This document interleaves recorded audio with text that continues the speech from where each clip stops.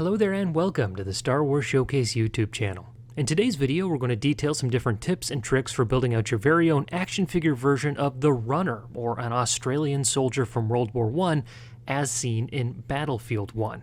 Let's get to it. So here is a look at our finished project on the rotating table, and this is one I wanted to undertake as I have a lot of fond memories of Battlefield 1. Came out when I was in college, used to play with my roommates where we would just swap the controller back and forth, and I really enjoyed the War Stories campaign as part of this, and so after looking at some of the latest G.I. Joe product offerings, I thought this would be a fun one to undertake. So those with a keen eye will recognize that this is a G.I. Joe classified Reikland with a little bit of paint and some additional added accessories. He already comes with that great Aussie hat with the fold on the one side, which of course is kind of the iconic look there, so we already have a great base template to work off of. I have borrowed the cape from the Black Series Obi-Wan Tibidon Station exclusive from Target. I thought this had a nice kind of over one shoulder sort of look. And our rifle was purchased from Battleground Models, a fantastic 3D printer and seller that I highly recommend checking out for either 1/12 or 1/18 scale, as they do all kinds of fantastic work for World War I and World War II products. So taking a closer look at our finished product again here, this is a relatively simple repaint. As you can see here, I've just taken kind of a brown and a light blue and swapped some of our colors here. So I'll detail things more in the description, but when it comes to our action figure painting, remember of course that we're first putting down that initial primer layer, 2 to 3 thin layers of our desired coats, and then sealing things with a nice matte sealant.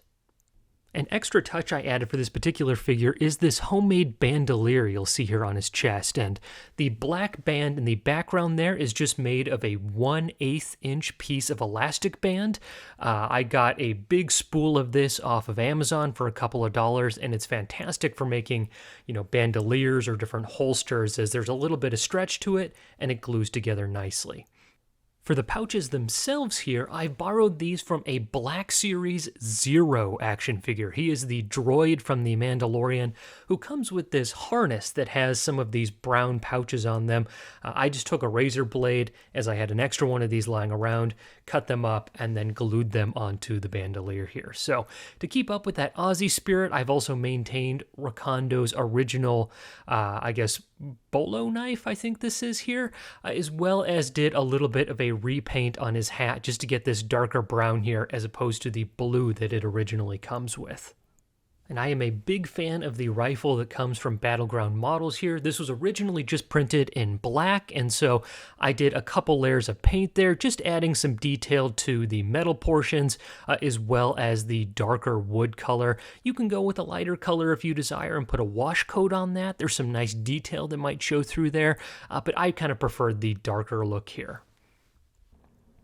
Now, I've made a number of purchases from Battleground Models in the past, and I really can't speak higher of the quality that they provide, as I've gotten a number of World War I and World War II era rifles, different submachine guns and pistols, and I'm always blown away by the level of detail that they have here. And I think they make really great statement pieces, as with these custom projects, I love to have one kind of standout defining piece that really sets that figure apart from others that are similar to it, or the base figure that we were working with. So I highly recommend checking these guys out, as they make really great products. So that is a high-level overview of my custom runner. Let me know your thoughts down in the comments below on this project, as this was a relatively easy build, but it's definitely one that has, some significant value to me, as I had so much fun playing this game. But let me know down in the comments below if you have tips or tricks of your own for building out a project like this, or any other recommendations for 3D printed parts that might lend itself well.